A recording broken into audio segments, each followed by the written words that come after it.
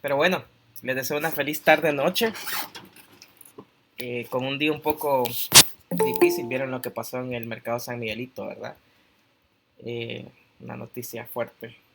Por suerte no hubo pérdidas humanas, pero sí es una situación compleja. Yo cuando estudiaba pasaba seguido por ahí, así que me dio un poco de sentimiento verlo así, en llamas. Pero bueno, ahí también estaba viendo hace poco que que China se comprometió a ayudar a reparar el mercado, así que al menos las familias espero que pronto tengan una respuesta, las familias que tenían negocio ahí, ¿verdad? Que pronto tengan una respuesta y que puedan regresar a la normalidad, digámoslo así. Así que eso es positivo por un lado y negativo porque se quemó, ¿verdad? Son de esas cosas que duelen un montón porque la gente que más lo necesita es la afectada, pues en este caso son los que tenían sus negocios y sus comercios ahí. Vamos a dar un par de minutos para que llegue más gente y, y mientras pues no sé si se dieron cuenta, creo que les dije el lunes que el Bitcoin estaba bajando, ¿se fijaron cuánto bajó? ¿Alguien sabe? Se fue pero mal, mal, aunque ya se va recuperando un poco, pero sí perdió aproximadamente un 15% ayer del valor, así que fue una caída bien grande. Y el gobierno de El Salvador salió a comprar más Bitcoin, ¿verdad? Cuando estaba bajando. Algunos criticaron eso y decían, ¿cómo es que está comprando cuando está bajando? Pero díganme ustedes, viéndolo desde el punto, saquemos el punto político, ¿verdad? Saquemos el tema político de esto. ¿Ustedes cómo lo ven en una inversión? ¿Es bueno comprar cuando está a precio bajo o no? ¿Qué creen ustedes?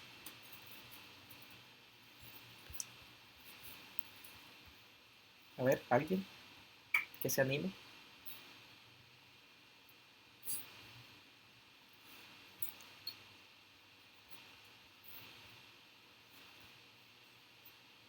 ¿Me escuchan?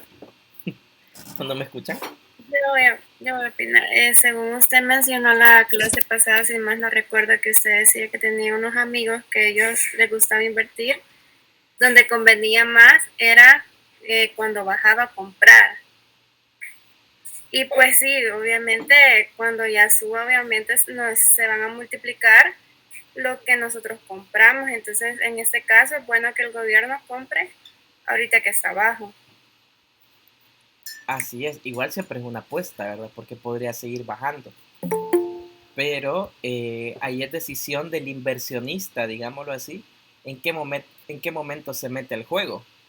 Pero en términos prácticos, y como les decía, sacando un poco la opinión política que podamos tener, eh, si es un inversionista X, no un gobierno, el meter plata cuando la acción, digamos, o en este caso el Bitcoin, está en un precio mucho más bajo, teniendo la esperanza que pueda crecer, es una decisión acertada. Porque si la compras alto y de repente desciende, ahí perdés plata. Yo en mi ejercicio que les he estado contando que yo estaba haciendo con, con la Chivo Wallet, ayer perdí como $20 en todo lo que pasó. Entonces yo he tenido paciencia, porque les decía, hay que tener paciencia, no es que nos tenemos que asustar. Obviamente también es una apuesta, porque puede ser que de repente se vaya todo al suelo y perdas más plata, pero si tenés la esperanza de que pueda volver a subir, hay que tener paciencia, hay que esperar, no asustarse si ves que tu inversión va bajando y vos no tenés control sobre ella, hay que esperar, ¿verdad? Entonces, por ahora yo he decidido esperar a ver si recupero lo que invertí. Eh, y después yo voy a decidir si es que sigo o no en el ejercicio, ¿verdad? Pero ahí como consejo, queridas, queridos, si ustedes en algún momento se meten a una acción, a algún bono que quieran invertir, eh, ¿por qué no? En Bitcoin, no se asusten, ¿verdad? Si de repente baja. Obviamente la intención es lo que les decía el otro día, estar súper atento y cuando está alto, pues vender, esperar que baje y cuando baje, compro, después que suba y así voy, ¿verdad? Porque así voy generando ganancia.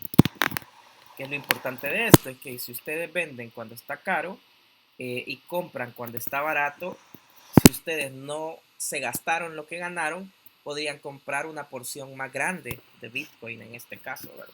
Y así puede ser una inversión. Imagínense, no sé, gano, un ejemplo, pongo $100 y gano $10 y al final tengo 110, yo recupero esos 110 y espero, ¿verdad? Después los invierto de nuevo y así voy jugando, que es lo importante. Tener en cuenta que tenés que decidir en qué momento entrar y en qué momento salir. Yo, porque no tenía tiempo, como les dije, necesitas tiempo, eh, cuando me vine a dar cuenta ya había bajado, entonces salirme en ese momento era riesgoso porque iba a perder, entonces dije yo, mejor me quedo ahí y cuando esté alto yo voy a ver si salgo y después hago el ejercicio de entrar cuando baje. Tanto como es la volatilidad del Bitcoin en este caso, pues te permite hacer ese tipo de juego. Así que bueno, interesante ahí que bajó, ahora se ha recuperado un poco, eh, está en $43,000, pero ayer llegó a 39, entonces había perdido bastante. Y antes de eso había llegado a 52, o sea, imagínense, bajó $15,000, bastante. Y ahí es donde la gente se asusta y ahí es donde salen todas estas noticias políticas de que el Bitcoin bajó, de que perdió plata, que no sé qué, pero es una inversión, ¿verdad? Lo que yo no estoy de acuerdo es que estemos jugando con plata de la gente, ¿verdad? Es muy diferente que yo invierta y que yo me juegue el riesgo a que jueguen ese riesgo con plata de la gente, ¿verdad? Que en este caso nuestra plata. Ahí ya son dos cosas totalmente diferentes. Ya, si yo decido perder todo, pues yo, es parte de los riesgos que yo quiera asumir. Pero bueno, les recuerdo nada más algo que les dije en algún momento, si ustedes se meten a esto, métanse con algo que estén dispuestos a perder. O sea, no vayan a meter todos sus ahorros o una parte grande de ahorros. Métanse con algo que estén dispuestos a perder porque está el riesgo, está latente ahí. Obvio, nadie quiere perder, pero ¿y si pasa? Que no se vayan a quedar ustedes eh, descuadradísimos. ¿Verdad?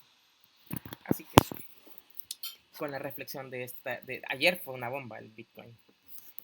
Ok, queridas, queridos, voy a pasar lista para empezar la clase. Hola Guillermo, feliz noche. Hey, ¿qué tal está, Jafet? Feliz noche. Aquí, bien, hablando un poco de lo que ha pasado en El Salvador y en otros entornos. Voy a pasar lista entonces. Geisel Arevalo está por ahí. Presente. Eric Arteaga. No ha llegado Eric aún. Caterina Ayala. Presente. Yancy Bonilla.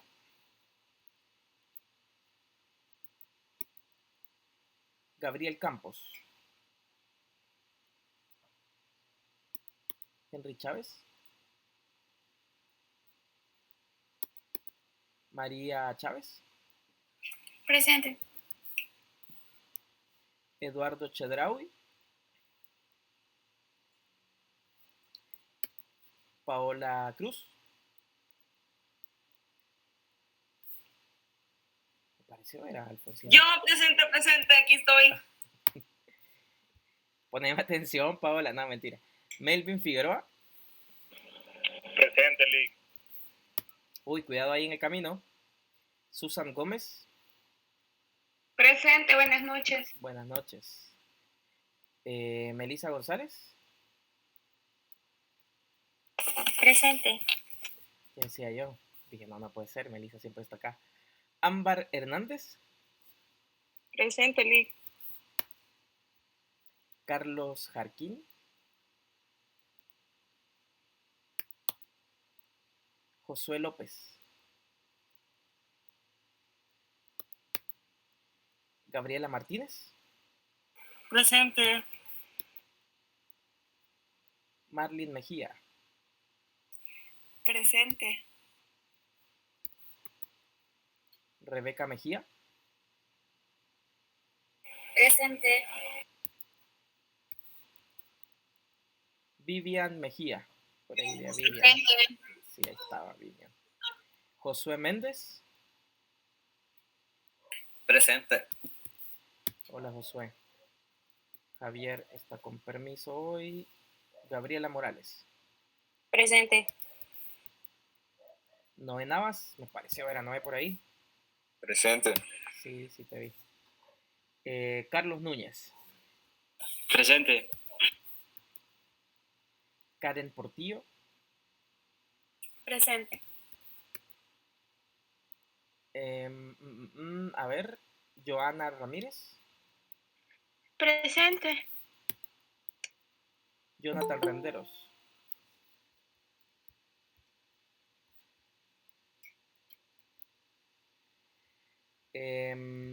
Catherine Rivera. Gerson Rodesno.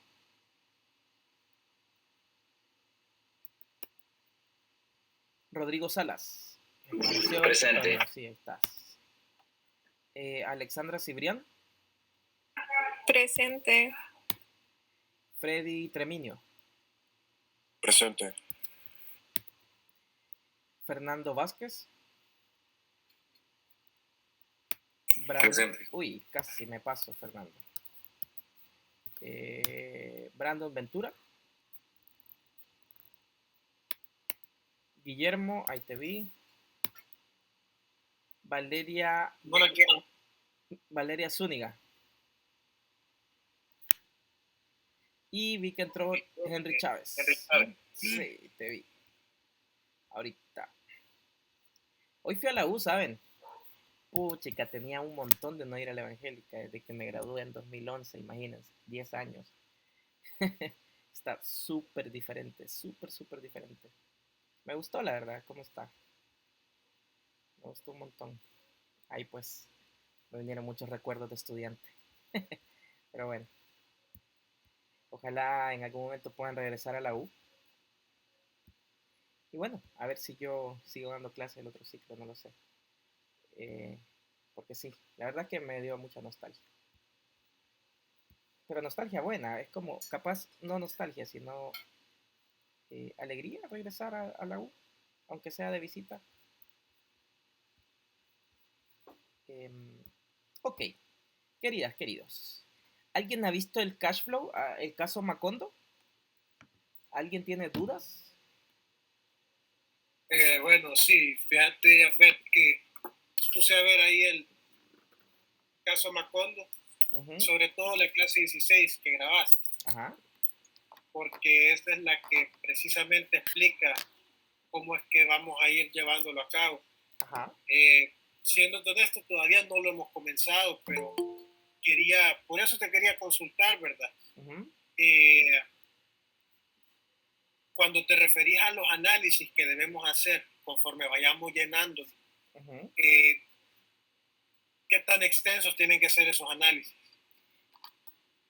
Mira, a mí me da igual que sean 10 palabras a que sean 25. Lo que a mí me interesa es que ustedes puedan entregar un análisis válido y concreto. De verdad, a mí no me genera ningún problema que sea una línea, pero que sí se entienda, obviamente. Ahí lo que quiero reforzar, porque también alguien me lo preguntó por WhatsApp anoche. Anoche yo estaba viendo tele, como a las 10:30 de la noche me estaban preguntando. Y está bien, no importa, de verdad que mientras yo pueda responder lo voy a hacer. No olvidemos que el ejercicio, o sea, la plantilla está hecha. La primera parte del ejercicio es que ustedes lean todo. Lean todo para que lo comprendan. La segunda es que trasladen la información que está en el enunciado al cash flow. ¿A dónde? En la segunda hoja, donde están los cuadros con las semanas. Después de hacer eso, ustedes se van a mover a la gráfica y se van a dar cuenta que la gráfica está negativa en algún momento. Entonces, ¿qué vamos a hacer? Justo en esa semana donde estamos en negativo, la identifican en la gráfica, se van a los cálculos y empiezan ustedes a pensar cómo trasladar ese cash flow a positivo, que está en negativo. Y ahí ustedes van a usar los comodines, van a usar las herramientas que están dentro del enunciado con la intención que el flujo cambie de negativo a positivo. Entonces, en la explicación, lo que estás diciendo vos, Guillermo, tienen que poner qué hicieron, obviamente, porque después yo no voy a entender qué hicieron para pasarlo a positivo. Entonces, no se pueden inventar nuevas reglas o nuevos comodines o nuevas acciones que no están en el enunciado. Pero sí me tienen que decir, ¿verdad? Va, en la semana tal utilizamos el comodín. En la semana tal negocié con este proveedor y él me permitió tirar el pago más adelante. Y como yo ya tenía ingresos, eso me permitió no llegar al cero, no pasarme del cero, perdón, o no bajar del cero. O de repente yo le pedí prestado a un banco en esta semana, ¿verdad? Yo tengo que devolver esa plata en, no sé, en 2 meses, un ejemplo, no sé. Entonces, la intención es que ustedes hagan esas acciones como grupo, que se sienten que después de haber pasado toda la información a la plantilla, se sienten y deliberen, ¿verdad? Cómo pasar de negativo a positivo con la información dada. Porque, miren, yo les voy a ser súper franco. Hay hasta 3 opciones diferentes para poder resolver el ejercicio. Entonces, depende mucho la astucia y la toma de decisión que ustedes decidan. Pero de todas maneras, cualquier cosa pregunten, la verdad. No hay ningún problema. Solo que si todos me preguntan el último día, va a ser bien difícil que les responda todo. Por eso les vengo diciendo desde el lunes. ¿Tienen dudas? ¿Lo han visto? Porque si me preguntan una noche anterior, probablemente yo esté en otra cosa. Entonces, aprovechen estos días. No lo dejen a última hora.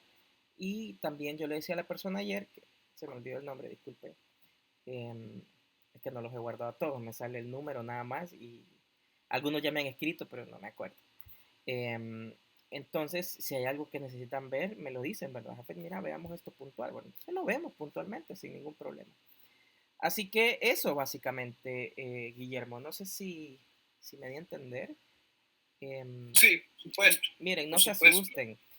Son varias personas, solo es de leerlo y tomar decisiones, ¿verdad? ¿Ya? Claro. Buenas. Hola. Mire, quería preguntar si ya pasó lista. Sí, ya pasé lista. Acabas de entrar. Sí, ahorita. ¿Tu nombre? Perdón, que no, cuando estoy compartiendo pantalla no los puedo ver. Gabriel Campos. Espérame. Aquí estás.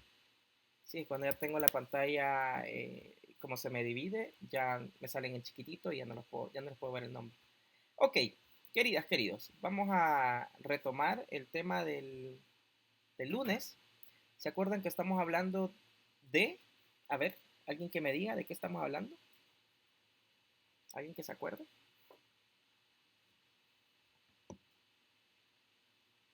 No se acuerda. Estamos hablando de las políticas de crédito, ¿verdad? De eso estamos hablando ahora. Del récord crediticio de las personas, pues, políticas de crédito. Claro. Solo antes de avanzar con esto, ¿alguien hizo los ejercicios que dejé en el site? ¿Se acuerdan? ¿Los de conversión de efectivo? ¿No? ¿Nadie? Bueno, pudieron haberse ganado un par de puntos ahí. Ok, ya. Perfecto. Sí, estábamos hablando de la política de créditos, cómo nosotros vamos a definir las reglas que tiene la organización, la empresa, para poder entregar el producto al crédito.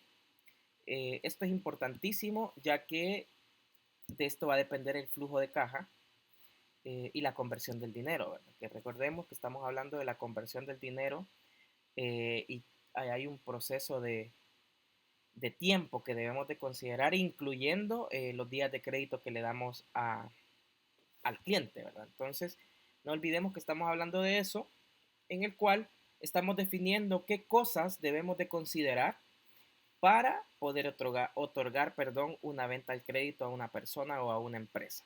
Entonces, siguiendo esa línea,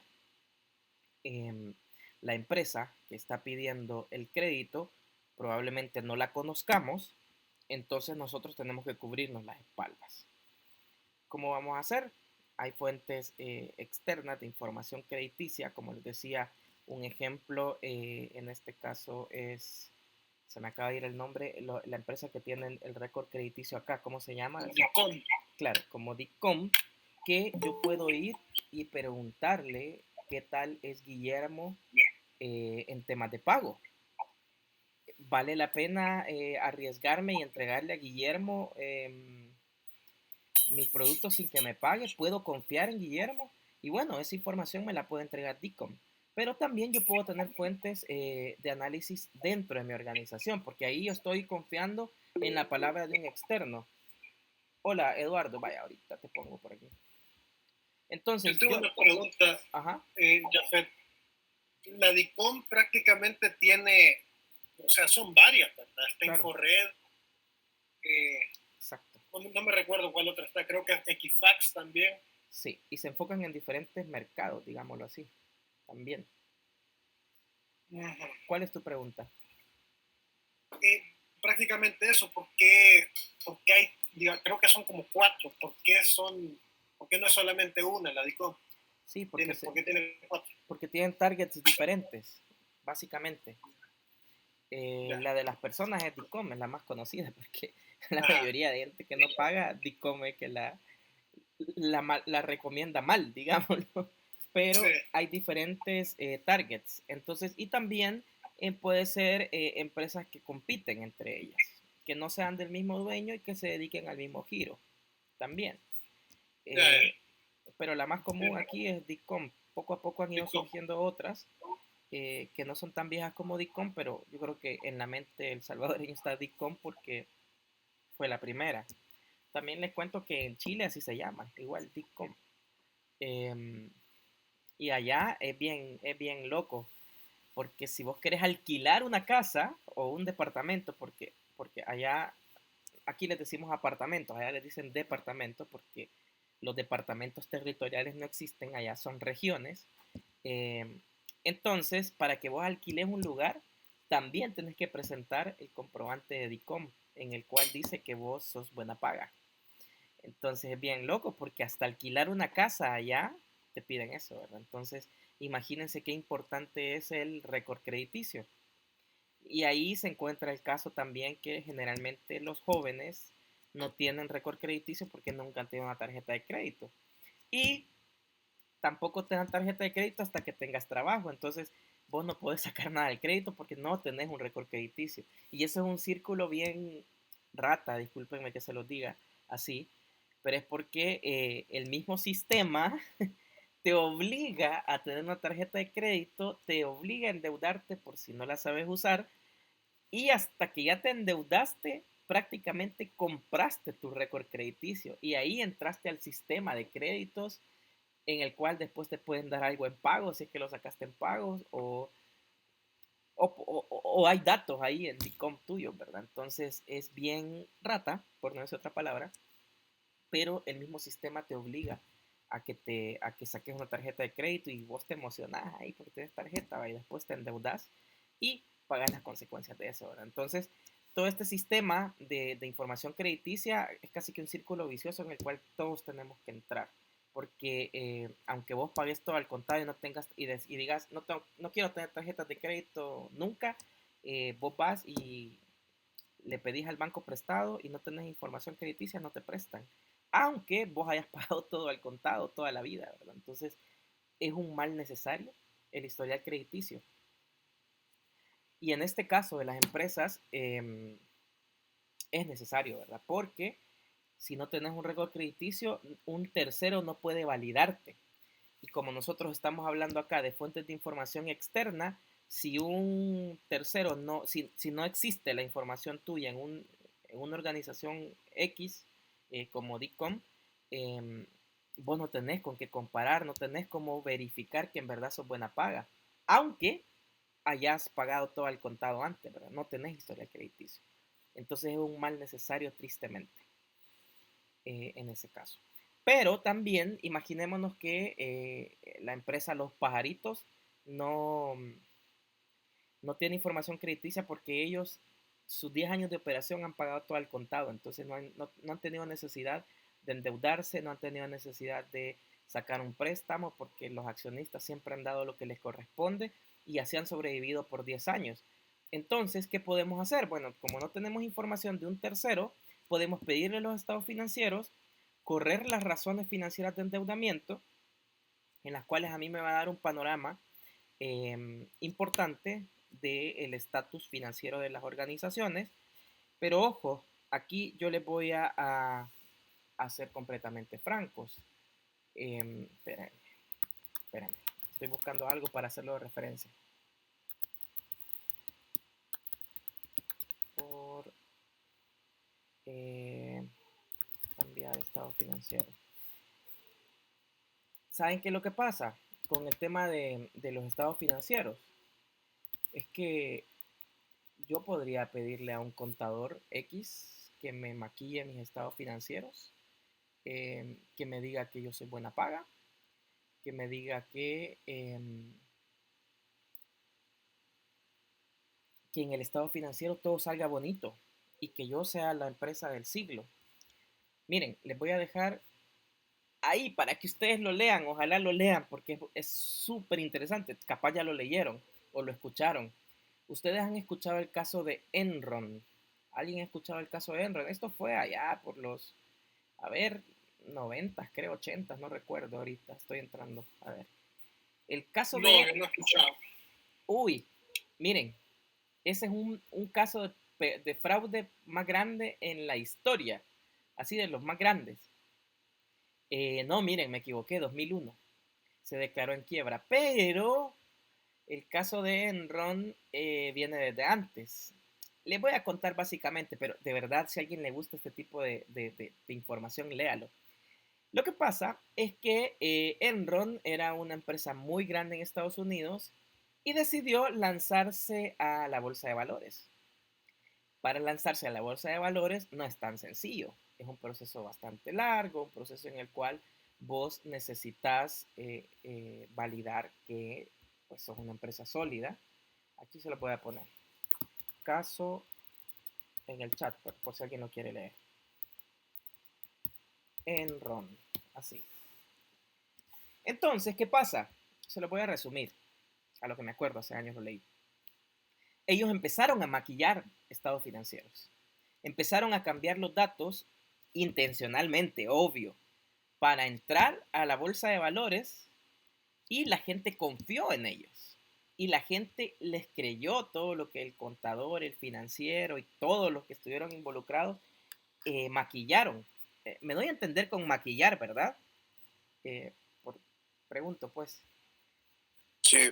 Ya. Sí. Entonces, ellos cambiaron la información y se metieron a la bolsa de valores. Y la gente empezó a comprar sus acciones. Pero resulta que todo lo que ellos habían declarado cada año era mentira. Era mentira. Y la gente confiaba. Entonces la gente, según los informes y todo, la empresa iba creciendo y era productiva y era súper fuerte. Pero de repente, ¡pum!, se declararon en quiebra. ¿Por qué? Porque no pudieron sostener la mentira. Porque entre más plata entraba por compra de acciones, ellos, por el otro lado, tenían que pagar a todos los accionistas sus intereses. Pero esto ya no se volvió sostenible. Entonces, de repente, estalla la bomba. En 2001 se declara en quiebra. Y perdió mucha plata. Miren, tenía 63 millones de dólares estimados en activos. 63 millones. Perdón, 63 mil millones de dólares. No 63 millones, 63 mil. Y supuestamente facturaba 100 mil millones de dólares al año. Pero esto era mentira. Todo era mentira. Entonces, solo para darles un dato. En el 2000, la acción costaba 90 dólares. Y de un año para otro pasó a costar $1.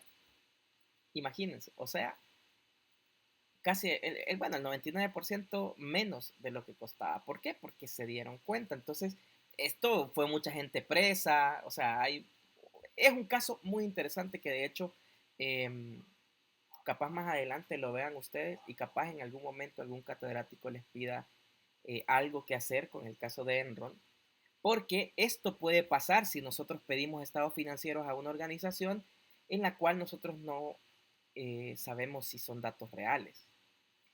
Entonces, aquí es, ajá.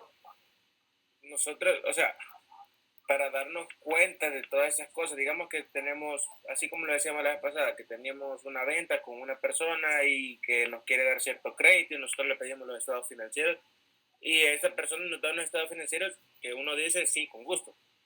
Y si fuera un caso de Enron, nosotros cómo podemos verificar que sus estados financieros sí sean correctos para Sí. evitar un fraude. Mira, hay ciertas herramientas financieras que te permiten, o capaz no financieras, sino procedimientos financieros que te permiten a vos confiar un poco más en los números. Hay cuatro, miren, estas son empresas grandes, ¿verdad? Pero hay 4 firmas auditoras mundiales en las cuales vos podés confiar, que de hecho les dicen las Big Four, por eso.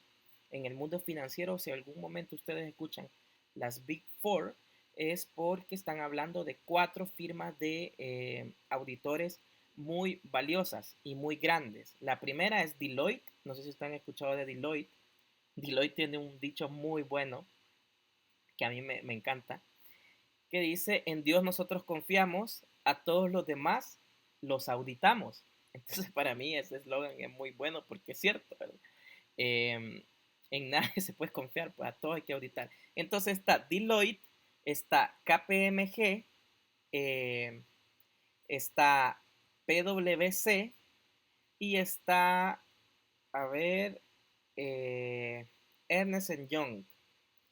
Las 4 están presentes en El Salvador, las 4 firmas auditores, y están presentes en casi todos los países del mundo. Y su trabajo básicamente es validar estos datos. Entonces, no todos pueden acceder a pagarle a una de estas Big Four. ¿Por qué? Porque sus auditorías son bien caras. Sí, Deloitte es la que te decía que tiene el dicho de en Dios nosotros confiamos y a todos los demás los auditamos, ¿verdad? Entonces, yo me apropié muchas veces de eso, ¿verdad? Porque desde mi área, habían áreas que tenían que rendir fondos, entonces yo les decía, miren, querido, aquí a todos los demás los auditamos, ¿va? Entonces, eh, estas auditorías son carísimas, no todos pueden acceder a esto. Entonces, estas Big Four están en un, una elite de empresas que pueden acceder a ellas. Hay muchas que no, hay muchas que se buscan a Jafet Morales para que los audite. Eh, y esto depende mucho del prestigio que pueda tener la firma auditora que está validando la información que está en los estados financieros. No sé si ustedes tienen conocimiento de esto, pero al final de cada periodo todas las empresas tienen que ser auditadas, desde el lado fiscal y desde el lado financiero. Entonces, la auditoría fiscal, esto me estoy saliendo un poco del tema, pero creo que es importante que ustedes lo conozcan. La auditoría fiscal se encarga de verificar básicamente que la empresa haya pagado todos los impuestos al gobierno, al Estado, para no decir gobierno, al Estado. Y la financiera se encarga de validar el resto de números, ¿verdad? El inventario, las cajas, los bancos, las cuentas por pagar, las cuentas por cobrar, todo eso se encarga de verificarlo. Entonces, después de un proceso de muestreo que es muy interesante, que si a alguien le interesa algún día, capaz lo podríamos conversar. De hecho, yo estuve estudiando para ser auditor. No terminé esa maestría porque me fui a Chile y bueno, tuve que irme. Entonces, pero me encanta el mundo de la auditoría. De hecho, hay un área muy interesante que se llama auditoría forense, que básicamente estos auditores forenses son los que le llaman cuando una empresa como Enron miente, entonces alguien tiene que ir y rearmar todo, porque obvio que todos destruyen toda la información y tratan de ocultar todo lo que hicieron, ¿verdad? Entonces este auditor este auditor forense se encarga de reconstruir todo. Es un trabajo muy, muy interesante. Pero aquí no es tan común que hayan auditores forenses. Pero bueno, entonces, ¿cómo podemos, Guillermo que me preguntó, no, Toño me preguntó, o Gabriel, ay, sorry, depende mucho del prestigio de quien te audite.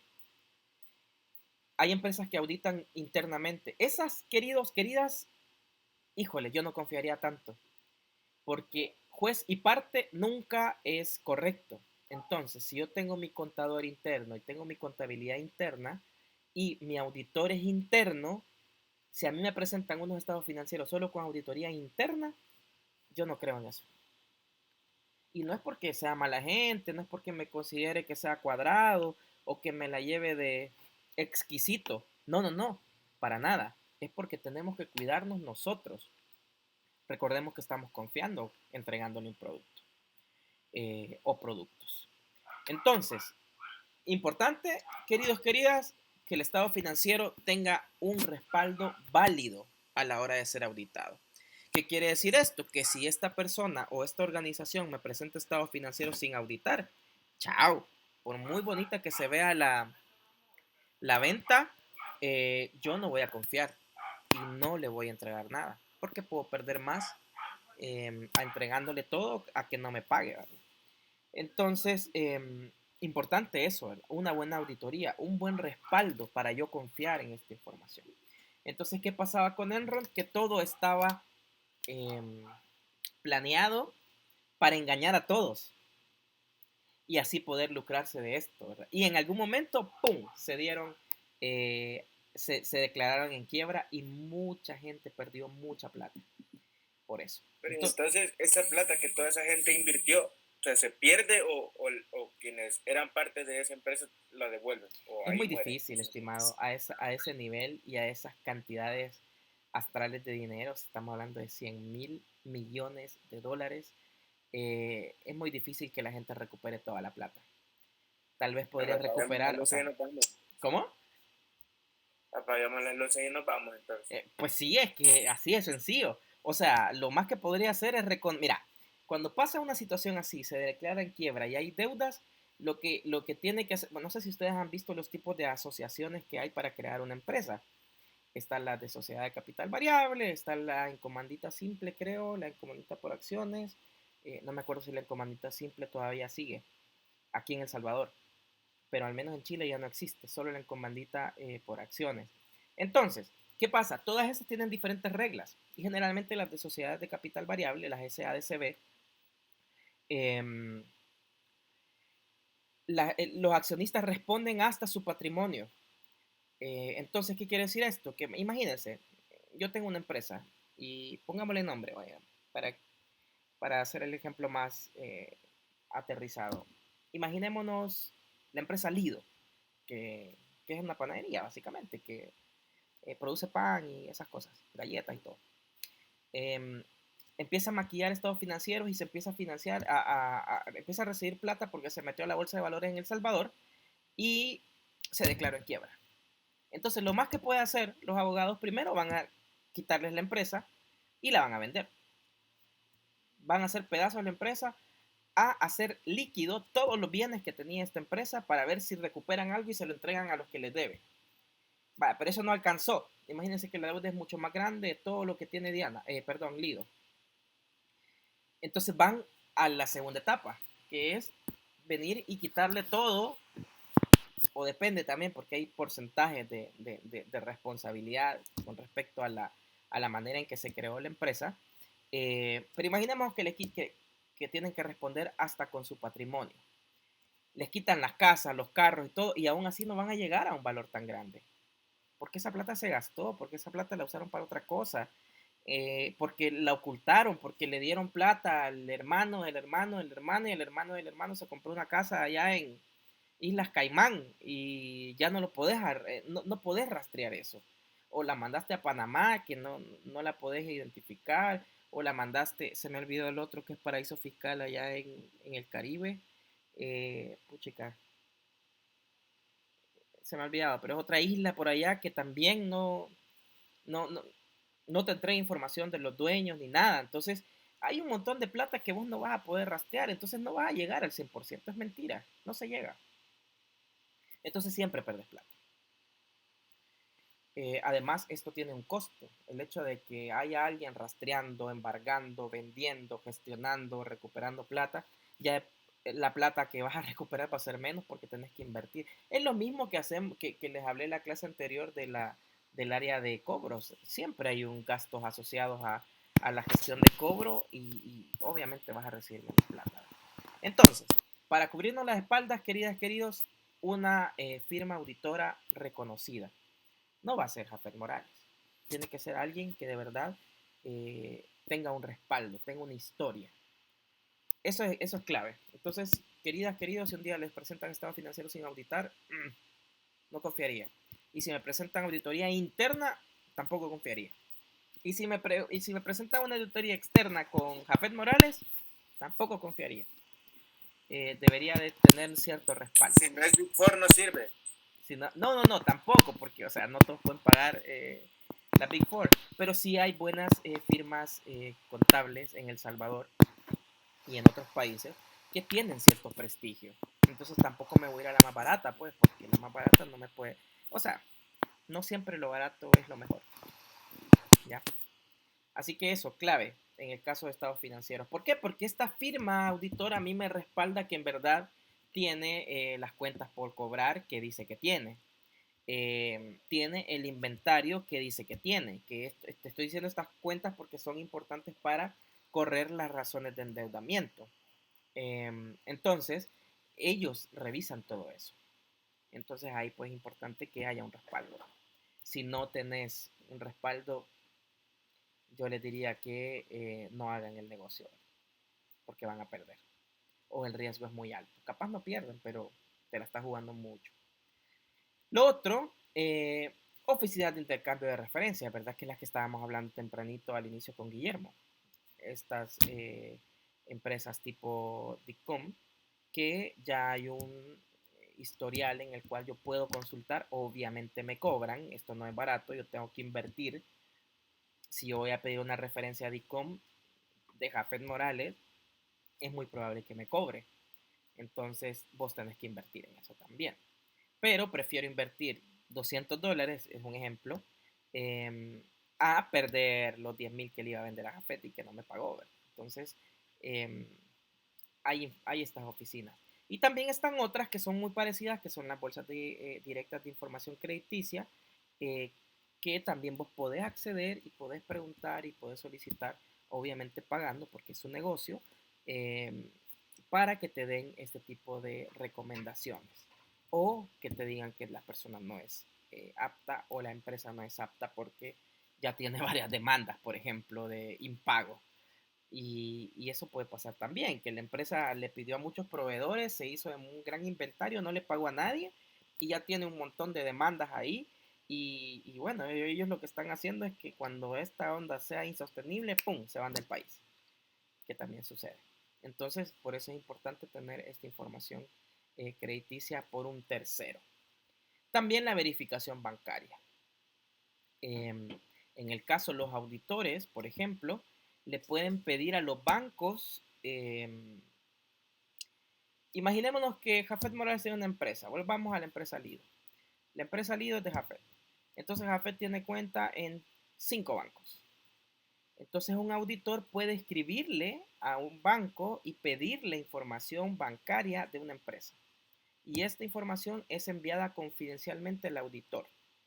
Y este auditor después puede verificar que lo que dijo Jafet que tenía el 31 de enero del 2020, en efecto era eso.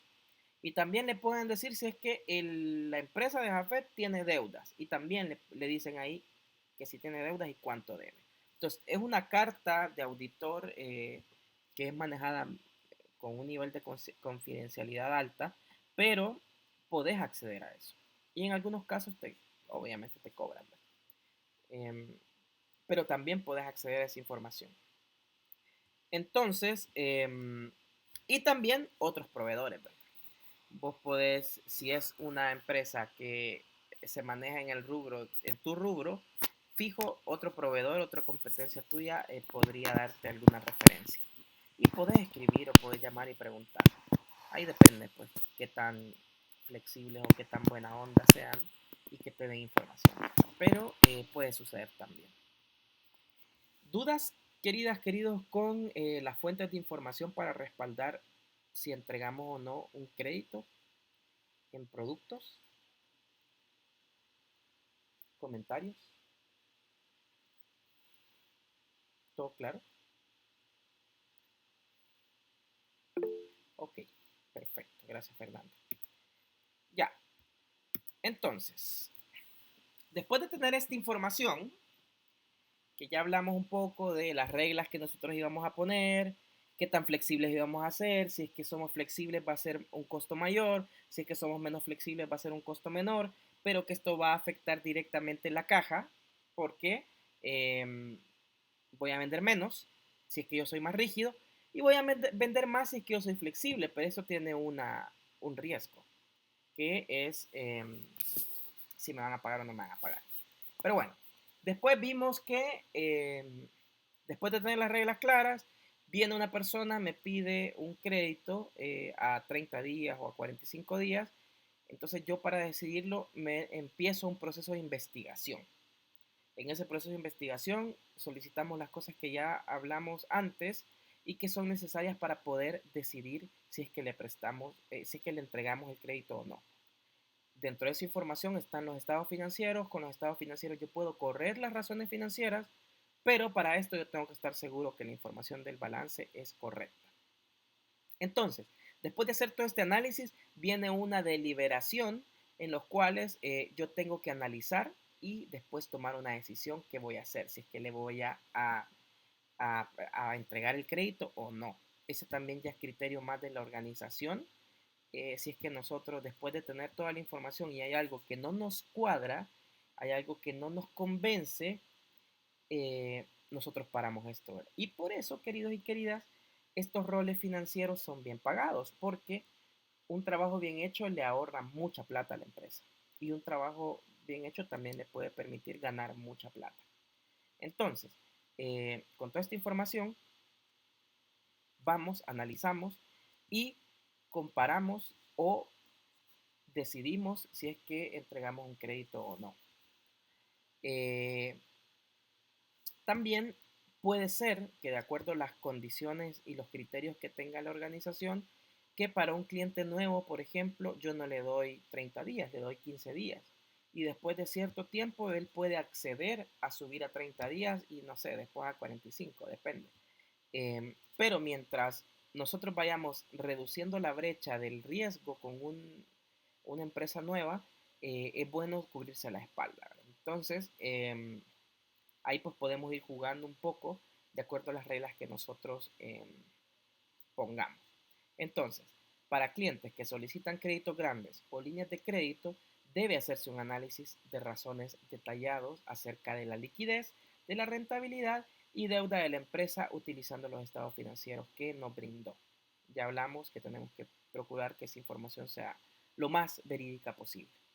Entonces, esto nos permite con las razones financieras poder tomar decisiones y también ver un poco las tendencias de cómo se ha manejado la empresa, en qué camino va. Si nosotros agarramos los estados financieros de 3 años, podemos ir viendo si va creciendo o no va creciendo. Entonces hay mucha información que nos puede servir para poder tomar la decisión.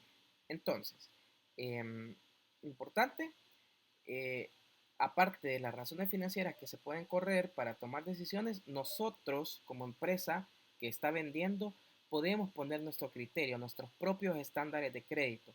Y si nosotros creemos que el indicador base o básico de una razón financiera es muy bajo para lo que la garantía que yo quiero, puedo subir ese indicador. ¿A qué me refiero? Es que si el indicador dice que si está más arriba de 1, tiene una buena rotación de inventario. Y si está abajo de 1, tiene una mala rotación de inventario. Pero yo puedo decir en mi empresa que yo quiero que lo positivo sea de 1.5 para arriba. Entonces, si esta empresa, el indicador me arroja 1.5 arriba, yo sí le voy a entregar crédito. A eso me refiero en este momento. Nosotros podemos definir nuevas reglas. Y lo que les decía antes, las razones estas son básicas, estas son las necesarias, digamos, las mínimas, pero ustedes pueden crear nuevas razones financieras, jugando con información que pueden encontrar en los balances o en los estados financieros en general. Y pueden crear un nuevo indicador, que es lo que les decía también que hicimos en Techo en algún momento. Poner indicadores que fueran aterrizados un poco a las organizaciones del tercer sector o de la sociedad civil. Entonces ustedes, estando ya en este rubro, pueden pensar un indicador nuevo que les permita a ustedes confiar. Obviamente tiene que tener un soporte técnico, si le entregamos o no le entregamos un crédito a una nueva empresa. Entonces, lo que buscamos siempre de todo esto que hemos hablado es que nos quedemos con confianza de que la persona o la organización nos va a pagar. Aunque no eliminemos el riesgo, pero nos da un poco más de confianza con toda esta información. O no nos da confianza, porque salió mal en todo. Pero si salió bien en todo, yo ya me puedo quedar un poco más tranquilo porque ya tengo un análisis que me respalde de las decisiones que estoy tomando. Entonces, después de haber decidido que le voy a entregar el producto, tengo que poner condiciones del crédito. No es que tampoco, mira, me salió todo bonito, llévatelo. ¿Cuándo me pagas? Cuando vos querás. No, tiene que haber condiciones del crédito. Y esto van a ayudar a que la empresa pueda también obtener mayores clientes. ¿Por qué? Porque cuentas claras, amistades largas. Si nosotros desde el inicio hablamos claro y marcamos la cancha como debe ser para todos, eso va a permitir transmitir confianza también. Entonces más gente va a querer venir porque saben que nosotros no estamos con estas condiciones hoy y no estamos con estas condiciones mañana, ¿verdad? Entonces esa volatilidad que podría presentar en una empresa te bota cualquier política de crédito o aún te puede botar hasta la empresa, ¿verdad? Entonces por eso es importante que estas cosas se mantengan. Y si se van a cambiar, no les voy a cambiar y le voy a decir al que me vino a comprar mañana, mire, las cosas ya cambiaron, ¿verdad? No, hay todo un proceso de adaptación de las nuevas políticas. Entonces, ¿a qué me refiero con esto? Es que si yo voy a actualizar la política, la voy a actualizar ahora y después voy a hacer una bajada de información a todos mis clientes que a partir del 1 de enero de 2022 entra en vigencia una nueva política y se las envío. ¿Ya? Entonces después, cuando termine octubre, yo voy a volver a enviar un correo y les voy a recordar, queridos clientes, la política de crédito va a cambiar y se las reenvío de nuevo por si no la vieron. Entonces, estas cosas a ustedes les permiten ser confiables también como proveedores. ¿Ya? Ok, entonces, a ver. No olvidemos que la intención de una política de crédito no es complejizar el proceso, sino que la intención final es que puedan vender más, que puedan recibir más dinero y que el flujo de... ay, se me olvidó el concepto. Una pregunta. Ajá. Por ejemplo, usted dice que nos vamos a ver más confiables si nosotros le entregamos a nuestros clientes, siendo proveedores, enviándoles las políticas que se van a cambiar. Obviamente en pro de nuestra empresa, no tanto de ellos, o sea, de no perjudicarlos a ellos, pero de beneficiarnos más nosotros. ¿Qué pasa si la mayoría, o sea, de 50 a 26 clientes, no les gustan y deciden irse por otro lado? ¿Se debe de regresar a las antiguas o buscar otras políticas exclusivas con ellos? Es que aquí te voy a dar, voy a regresar a como empezaste. No siempre, queridos, tenemos que ver solo nuestro beneficio en el caso de las políticas de crédito.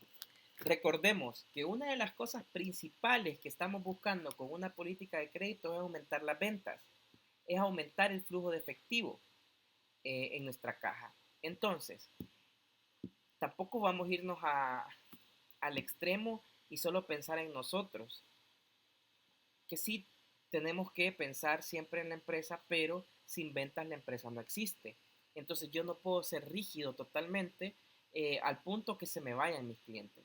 Entonces tengo que pensar siempre en el cliente en el caso de las políticas de crédito. Y más si es que en mi análisis me dice que yo vendo el 70-80% de mi producto al crédito y solo recibo un 20% al contado. Entonces ahí yo sí tengo que tener mucho cuidado con las decisiones que voy a tomar, porque estoy diciendo que voy a afectar al 80% de mis ventas y una mala decisión en mis políticas de crédito me pueden botar ese 80% de ventas. Ahora, la pregunta del millón es, ¿yo podría sobrevivir con el 20% de ventas?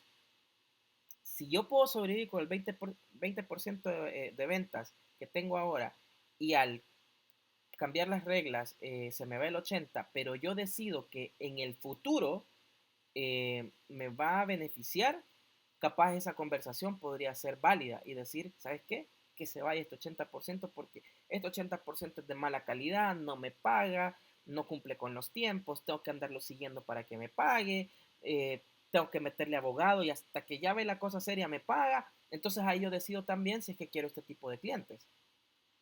¿Ya?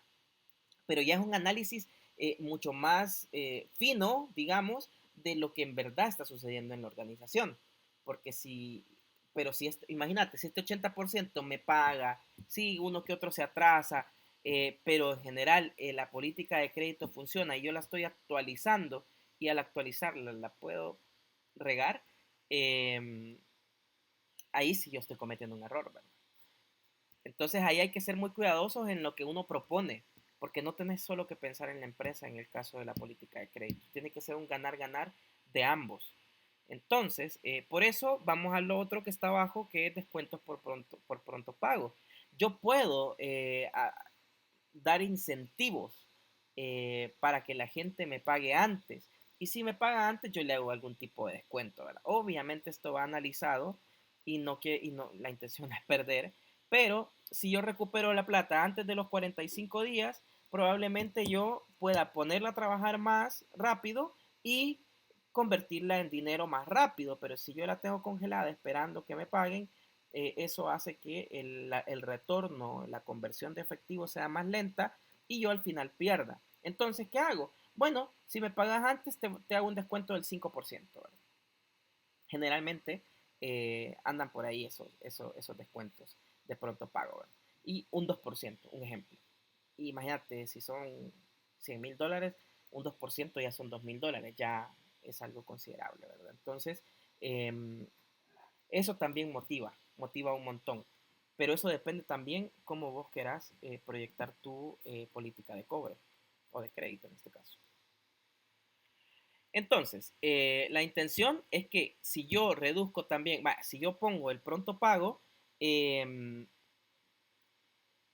eso implica que voy a tener menos personas dándole seguimiento a la cuenta por cobrar. ¿Por qué? Porque ya no voy a tener que pagarle, un ejemplo, 15 días, sino que lo voy a tener que pagar 7 a una persona que está dando seguimiento. Entonces, eso también me reduce los costos fijos, que ya lo hablamos, y también me dinamiza. Entonces, capaz, estas políticas de pronto pago me permiten a mí recuperar la plata, perdón, de descuento por pronto pago, me permite recuperar la plata y sí, sacrifiqué un porcentaje, pero yo ya tengo la plata en mi cuenta. ¿Verdad? Entonces, ahí hay que ser muy cuidadoso, pero también esta es una buena forma de motivar para que te paguen antes. Entonces, hay un caso que hay que ver, que son las cuentas incobrables, que también se pueden meter políticas para que te paguen. Entonces, nosotros debemos de calcular cuánto nos va a cobrar el área de cobros hasta el infinito, hasta que me pague. Entonces mejor capaz me voy por el lado político y le digo, ¿sabes qué? Si me pagas ahora te hago un descuento de X. Entonces yo prefiero recibir un descuento, la plata con descuento, que tener que estar pagando gastos fijos del área de cobros y que al final no me pague, ¿verdad? Entonces yo pierdo doble. Así que este tipo de políticas es importante considerarlas porque muchas veces por el lado amable podrías recuperar la plata y no perder tanto. En algunos casos ni modo, tienes que meter abogado. Que ya lo vamos a ver más abajo, los pasos que hay que ir haciendo de acuerdo a la gravedad que se pueda dar en estos casos. Entonces, importante, ¿verdad? Tomar en consideración todos los gastos y si yo le digo que si me paga ahora le hago un descuento, la intención es que ese descuento no vaya para el área de cobro, sino que al final quede tabla, si es posible. Y también está el periodo de descuento por pronto pago. el efecto neto de los cambios en el periodo de descuento por pronto pago es bastante difícil de analizar debido a los problemas para determinar los resultados exactos de los cambios en el periodo o de descuento, perdón, que son atribuibles a dos fuerzas que tienen relación con el periodo promedio de cobro. ¿Qué quiere decir esto? Que yo puedo poner un periodo que le haga un descuento, no solo un día, sino que hago este periodo, pero también es difícil de poder analizar, ya que yo no sé si me va a pagar el día 1 o el día 30, entonces yo tengo que considerar los costos, eh, los gastos fijos hasta el día 30, porque como no sé cuándo me van a pagar, yo no puedo estimar ni proyectar cuándo me va a entrar el dinero y hasta qué momento yo debería dejar de subsidiar toda la gestión de cobro, ¿verdad? Entonces, este es más difícil, pero también yo lo he visto en las alcaldías, por ejemplo, no sé, del 1 al 30 de este mes, póngase al día y no le cobramos intereses de la deuda por mora, por ejemplo. Entonces ahí también tenemos ese tipo de ejemplos, que funciona así, pero vos no sabes cuándo se va a acercar la persona a pagar. ¿Se entendió?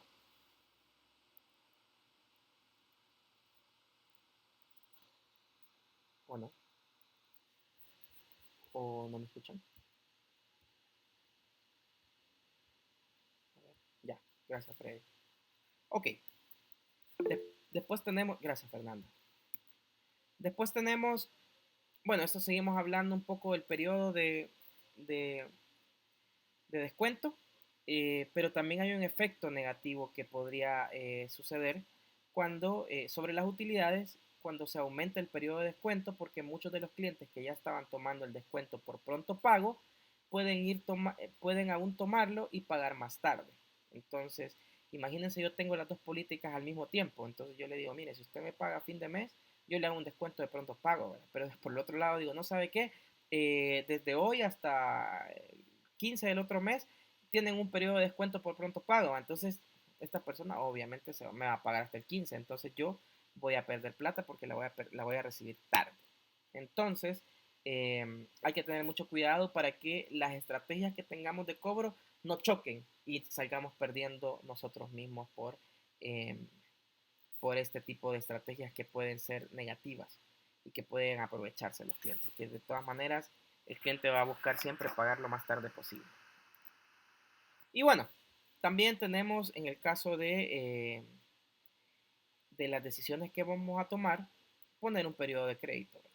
Que ahí pues nosotros debemos de considerar que el periodo de crédito afecta directamente la rentabilidad de la organización. Entonces, entre más lento recibamos la plata, menos podemos hacer y menos utilidad vamos a tener. Entonces, hay que ser muy cuidadoso con los periodos de crédito y aquí es donde entra la estrategia que podría hacer y que yo les podría recomendar si que estuviesen ustedes trabajando en esto, es que, porque no clasifican los clientes, ¿verdad? Clientes oro, digamos, y los clientes oro pueden acceder a 45 días de crédito, los clientes plata a 30 y los clientes bronce, por ejemplo, a 15 días. Y estos clientes bronce, la intención es que lleguen a clientes oro, pero hay un proceso, ¿verdad? Hay un proceso en el cual tienen que ir cumpliendo ciertos requisitos, tienen que ir pagando a tiempo por X cantidad de tiempo y así los voy escalando, ¿verdad? Entonces también esto motiva a los clientes, pero vaya, ¿qué pasa? Si yo soy cliente oro, ¿qué gano?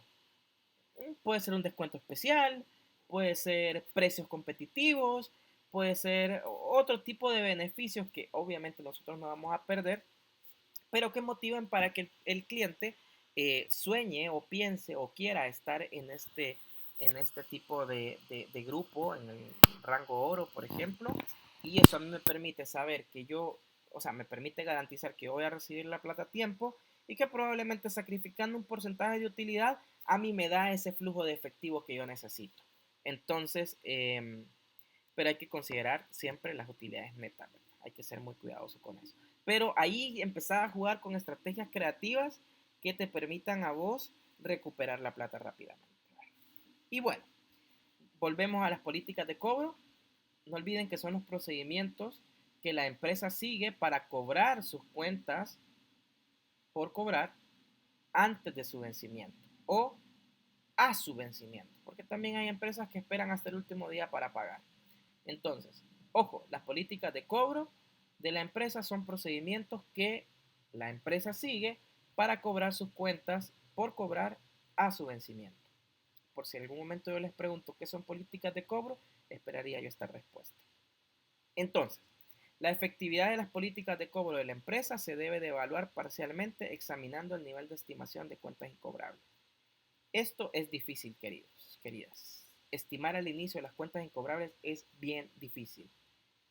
¿Por qué? Porque no sabemos cuántas empresas no nos van a pagar. No sabemos cuántas empresas nos van a quedar mal. Pero esto con el tiempo nos vamos a ir dando cuenta y le vamos a ir poniendo un porcentaje. Entonces después yo voy a decir con mucha propiedad y con mucho dolor, del total de ventas al crédito, el 10% se me vuelve incobrable, que es alto, pero bueno, yo podría respaldarlo con un número. Y bueno, esas políticas ustedes o la empresa decide cómo irlas gestionando, cómo irlas aplicando con la intención de que éstas sean atractivas para los clientes. ¿Dudas? ¿O estamos bien? Entonces, ¿qué pasa cuando tenemos una cuenta incobrable en el cual nosotros ya pasó el tiempo que tenían que haber pagado, le mandamos correos electrónicos para cobrarles? Uy, permítame que mi computador se va a descargar. Denme un segundo. Se me va a apagar esto.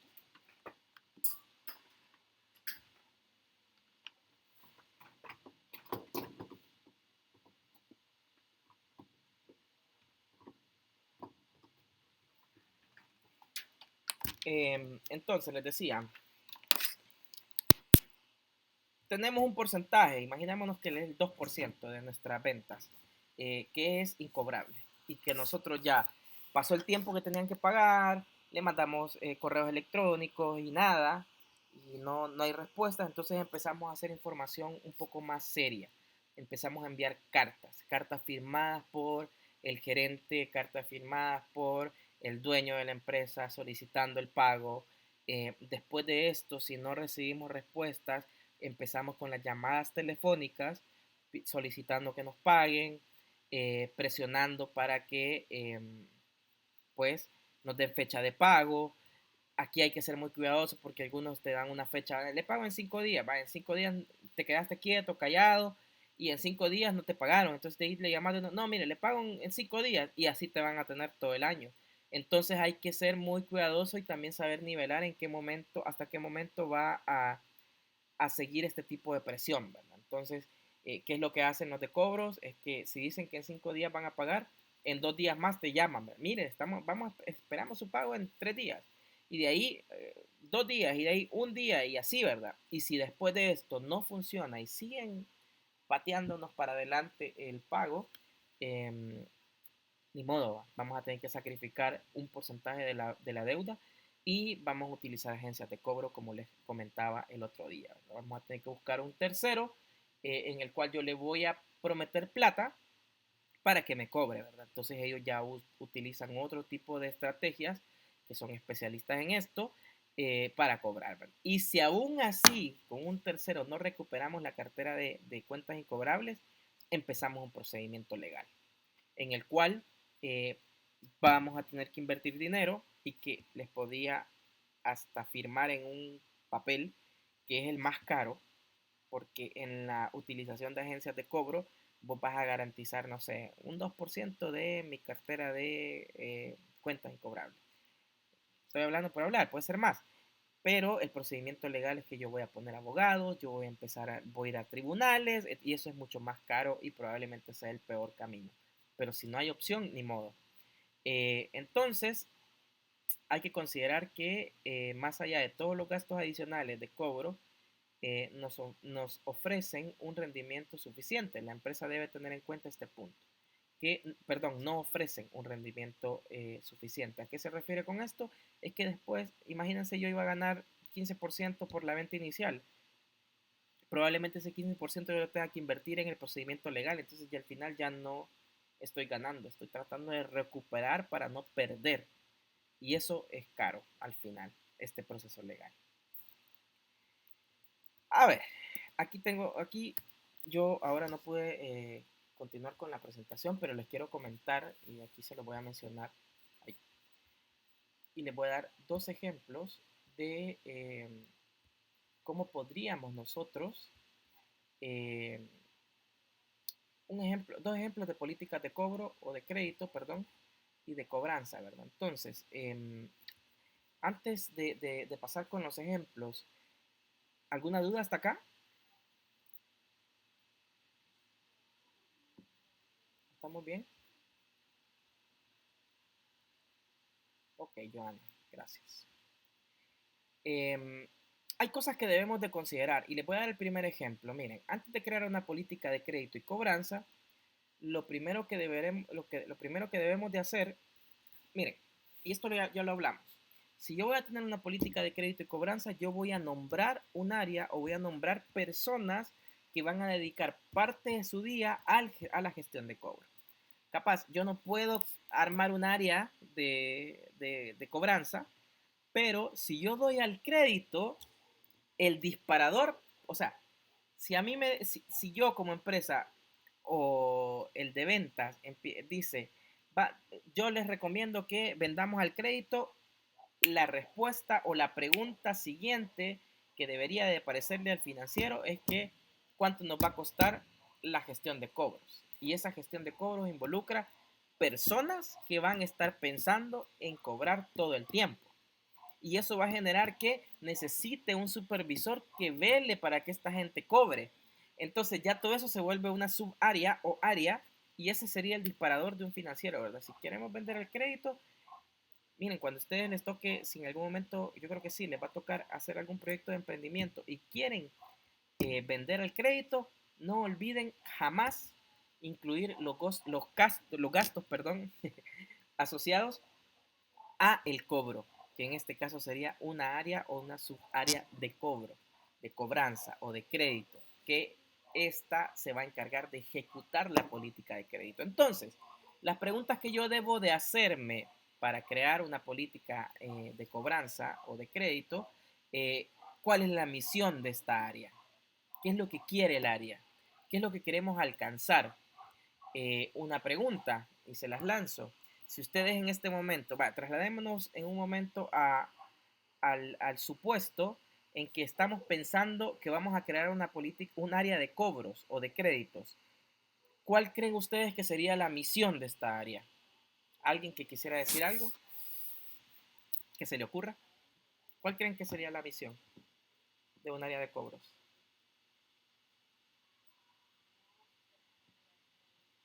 ¿Me escuchan? ¿Se me durmieron? Dar los pasos correctos. Un poco más conciso, un poco más aterrizado.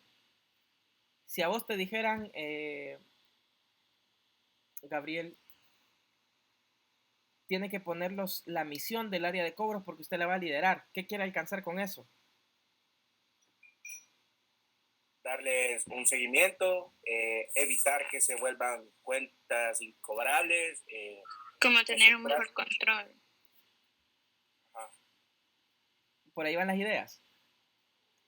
¿Qué les parece en la misión decir que queremos ser en el mediano plazo una empresa que todos sus clientes al crédito paguen a tiempo, por ejemplo?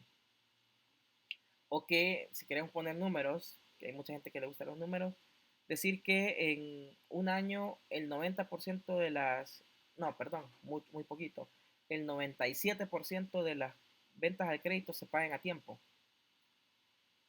Como esas cosas. Esa sería como la misión, lo que quisiéramos.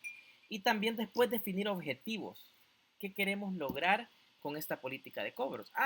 Queremos que la gente pague en el proceso o en el tiempo acordado en la política, por ejemplo. Otro objetivo, que las cuentas incobrables sean gestionadas de tal manera que recuperemos la inversión o que las cuentas incobrables se recuperen en un mes, un ejemplo. Y así vamos definiendo los objetivos que queremos que esta área tenga. También otra cosa tenemos que definir es las responsabilidades específicas que tiene el departamento de crédito. y cuáles son. Entonces hay que definir muy bien el área. Como administradores ustedes, porque creo que todos estudian administración aquí, el crear manuales, el crear nuevos procesos, el crear nuevas políticas tiene que ser básico para ustedes. Entonces, ¿qué tenemos que hacer? Armar un documento en el cual vamos a poner los perfiles de las personas que van a componer el departamento de crédito y les vamos a decir específicamente qué cosas tienen que hacer. Otra cosa importante que debemos de considerar a la hora de crear una política de crédito es cómo cómo va a ser evaluado el crédito, que es lo que venimos hablando en lo anterior. También tenemos que definir cómo se va a manejar la cobranza. Como les dije, tiene que ir por procesos. Creo que el mejor camino es el político, porque si nos vamos al legal es muy caro. Entonces tenemos que también saber o definir cómo vamos a manejar la cobranza. También hay que marcar cuáles son los términos de crédito. ¿Qué cosa yo necesito para poder entregar una venta de crédito? Y también qué tipo de clientes queremos. Queremos esos clientes que se tardan, queremos clientes que cumplan con los tiempos y si queremos, que es lo ideal, ¿verdad? Que queremos que todos los clientes cumplan con sus tiempos, ¿cómo vamos a motivar para que estos clientes paguen? Porque a algunos no les importa que les manchen su récord crediticio, les vale. Entonces se van aprovechando de las empresas que no están bien organizadas y les van quedando mal. Y así es una manera de financiarse, digamos, o de operar de ellos. Entonces hoy no le pagué a la empresa Los Pajaritos, entonces me voy a otra empresa que es igual y que no está bien establecida, que no tiene claras estas reglas, no le pago y después me voy a otra y así, en algún momento se le van a acabar las opciones, sí, pero no está pensando en eso. Ahorita está pensando en Eso no es sobrevivir. fraude. ¿Cómo? Eso no es algún tipo de fraude. Claro que sí. Claro que sí. Entonces, cuando esto ya no es sostenible, se declara en quiebra, se disuelve la organización y se van a otro rubro y hacen lo mismo. Y hay gente que se dedica a eso, hay gente que busca cómo aprovecharse de los demás. Entonces, siempre tenemos que tener claros, los tipos de clientes que queremos. Entonces, ahí le podemos meter valores que los clientes deben compartir y le podemos meter un poco más de gestión empresarial para que lleguemos a ese tipo de cliente que queremos, ¿verdad? Y lo otro es que cuál es el periodo en que prescribe la acción legal en tu país o estado. Esto es importantísimo considerarlo, porque yo puedo querer seguirle cobrando por 5 años, pero no sabemos la normativa legal vigente. Hay que considerarla. Siempre hay que considerar las acciones legales y hasta dónde tienen alcance, que eso es muy importante. Eso es súper importante. Capaz eso lo pueden ver en las otras, no sé si ya vieron las materias eh, de los códigos y todo, que se me olvidó el nombre ahorita. Pero es importante también ver hasta dónde la empresa tiene respaldo legal y hasta dónde se acaba. Importante. Entonces, para ir resumiendo, son seis cosas que debemos de considerar bajo este ejemplo de la política de crédito. Tiene que tener una misión, tiene que tener objetivos, tiene que tener las responsabilidades claras de las personas, tiene que tener los procesos para evaluar el crédito, tiene que tener los términos del crédito. ¿A qué me refiero? El crédito es a 30 días, el crédito es a 40 días, pero me das el 10% de la venta al contado y te doy crédito de 90. Ahí las reglas que la empresa quiera poner. Y el sexto, la cobranza. Hay que tener mucho cuidado hasta dónde tenemos alcance. Repito, hay 6 partes importantes en una política de crédito. Misión, objetivos, responsabilidades, evaluación del crédito, término de crédito y cobranza. Las repito. Misión, objetivos, responsabilidades, evaluación del crédito, términos del crédito y cobranza. Esas son las 6 etapas que debería tener una buena política de créditos. Entonces, ¿tienen alguna duda? ¿O estamos claros?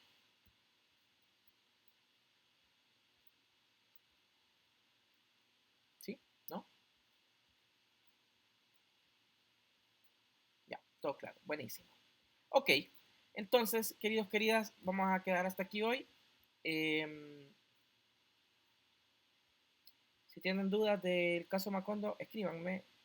Yo voy a volver a preguntar el lunes si alguien tiene dudas. Y lo vamos viendo, cómo avanza. A ver, alguien entró y no le pasé lista, el resto se puede retirar. Gracias por venir. Pasen una feliz noche, buen provecho si no cenaron. Y nos vemos el lunes. Lick, una pregunta, y no era para el lunes el trabajo. Es cierto, ¿verdad? Híjole, yo pensé que era para el miércoles. ¿Verá? Pero lo puede dejar para el miércoles, no hay problema. Déjalo para el miércoles. ¿Verdad? Era para el miércoles. A ver, ¿era para el lunes? No, era para el miércoles. Era para el miércoles. Ahorita estoy yendo a revisar. Es que no hay es para el 29. Sí, es para el Sí, 29. es para el miércoles, exacto. Yo estoy bien. Sí. Ahí está. Perdón. Pero si quieren entregar el lunes, entreguen el lunes, no importa. Si me queda más tiempo de revisar. No. Ahí como lo subí a la página es para el miércoles 29. Eso es lo que habíamos hablado.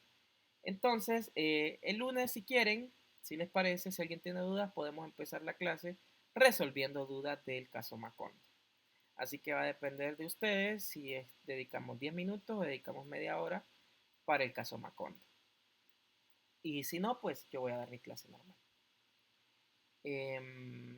Listo. Nos vemos. Pasen feliz noche. Uy, Valeria viene hasta ahorita. Gracias. Gracias. Feliz noche. Feliz noche. Buen provecho. Hola Valeria, ya estamos finalizando la clase. Hoy nos vamos un poquito temprano.